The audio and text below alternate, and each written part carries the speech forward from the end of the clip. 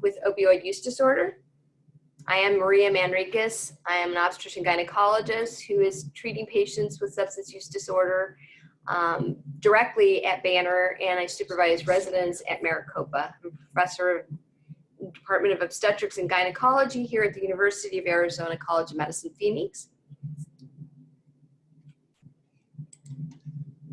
Our learning objectives today, and this is a CME available session, so if you are intrigued to receive CME, there will be a survey sent to you afterwards.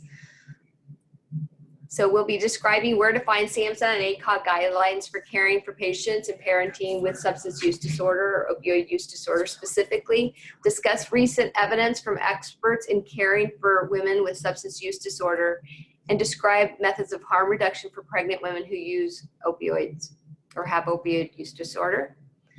So today, the first part of this session will be discussing the clinical guidelines for treating pregnant and parenting women with opioid use disorder.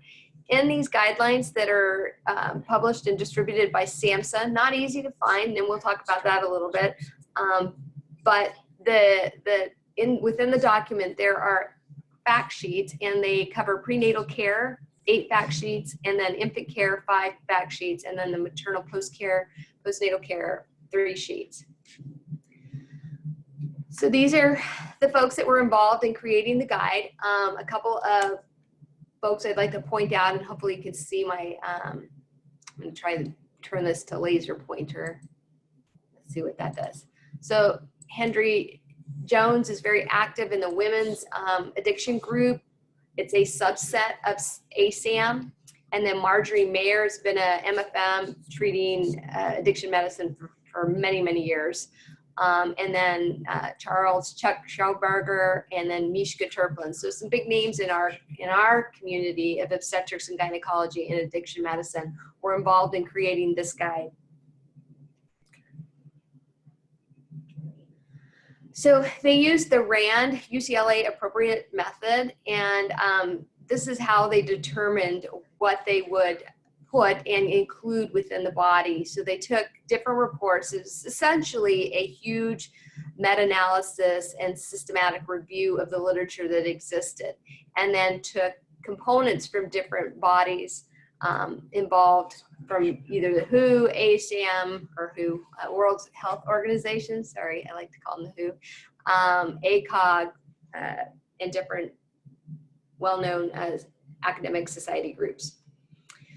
So these are some of the agencies and offices that participated in the Federal Steering Committee for this particular document and program: the Assistant Secretary for Planning and Evaluation, CDC, Food, FDA, and then you have your Department of Defense and Veteran Affairs. All of this will be in the PowerPoint that will be online. So just so you're aware of the depth and the breadth and who was essentially involved in creating this document. So each fact sheet starts with a clinical scenario, so it gives a brief statement to kind of orient the reader, and then it talks a little bit about the recommendations and where they derived from, and then supporting evidence, and then some nice web resources. How many on the line are currently using that? Just pop into your chat and we'll interact that way, and if you want to take your mute off and share, that's great too. So I'll give an example of one. This is section 1, fact sheet 4. So managing the pharmacotherapy over the course of pregnancy. So our clinical scenario here is a pregnant woman treated with pharmacotherapy for opioid use withdrawal, for opioid use disorder, is experiencing withdrawal cravings. And so it talks about kind of what's needed, and then the dose associated to avoid neonatal abstinence. And let's see, I've got using and included in our curriculum materials for our students. Awesome. And then the supporting evidence that exists and where it's coming from.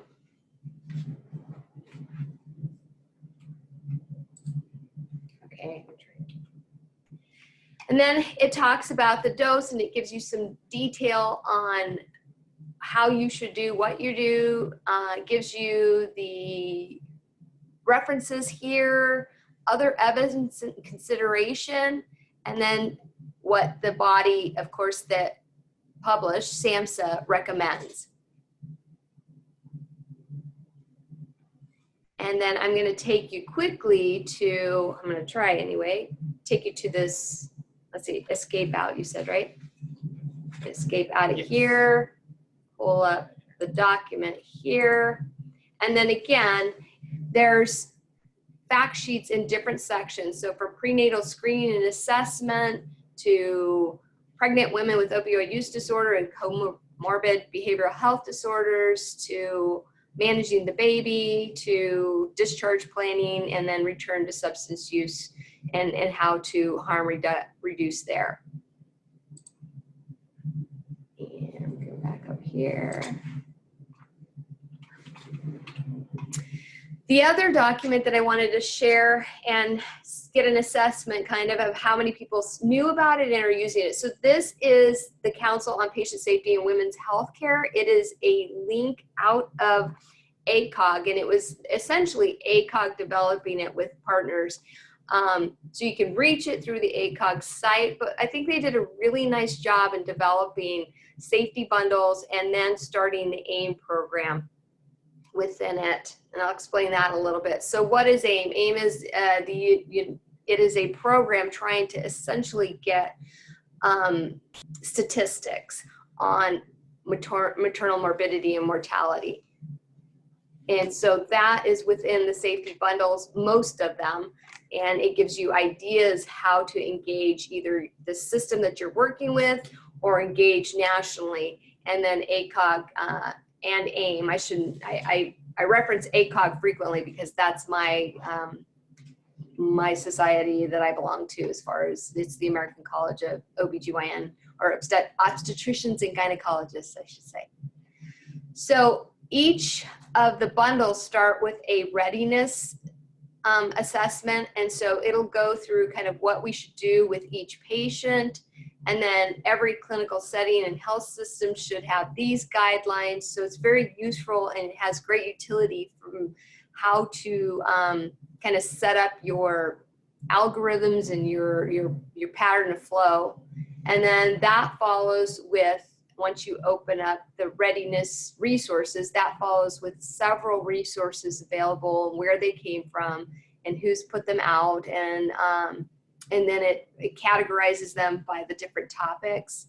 And then finally, if you click on one of these links, which I think is just great, and I pointed out here that it's member login, right? So you don't have to actually log in to receive a lot of these articles in any of the publications. So frequently you can't get to committee opinions or practice bulletins within ACOG because you're not a member and you need to log in, and so that's a frustrating point because there's material out there that people would like to use.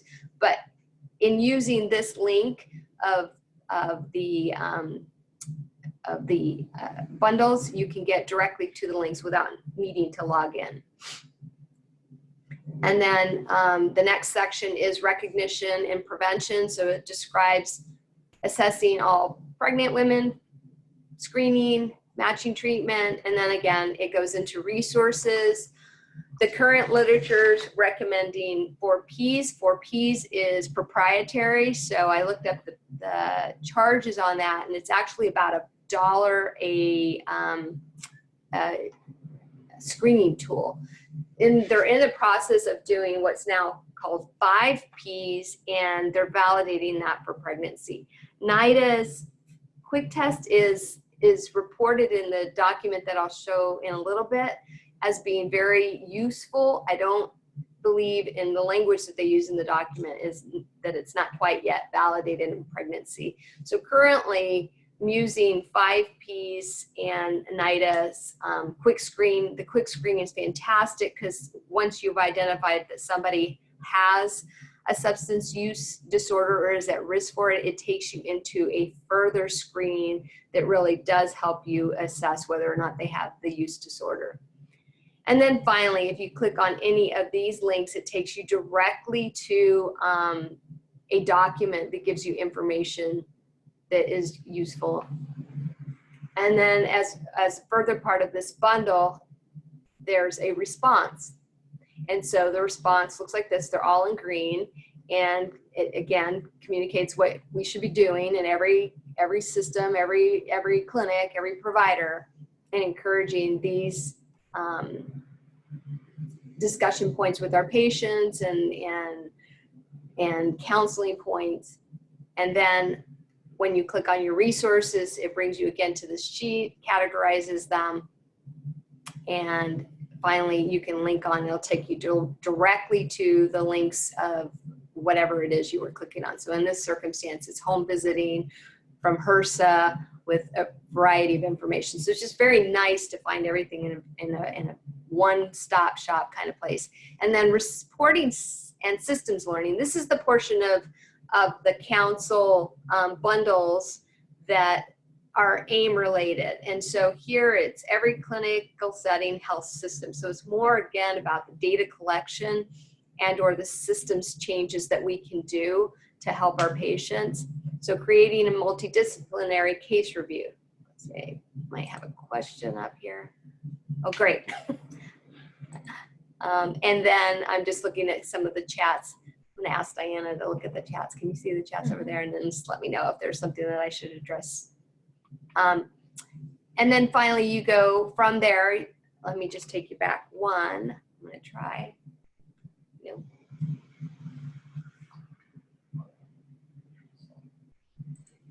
Okay, so these were reporting resources. So again, discussing every clinical system, every clinical setting, sorry, and health system and the different points, bullet points of what we could, should do. And then finally the reporting resources. And again, clicking any of these, and I shouldn't say any of them. I was disappointed to find that several of these clicks were landed in a not available sheet and or website. So I don't know if that's just a restructuring, updating process this time of summer, but the one that was available was clinical measures for contraception care, which hopefully all of us are doing well with our patients during antenatally. I tend to start that conversation day one at our initial visit, just kind of what they're thinking. I talk a lot about birth spacing. And so literally by mid-pregnancy, we start having a really robust discussion of what types of contraception, and then finally a plan even before they go into the hospital so everybody's on the same page.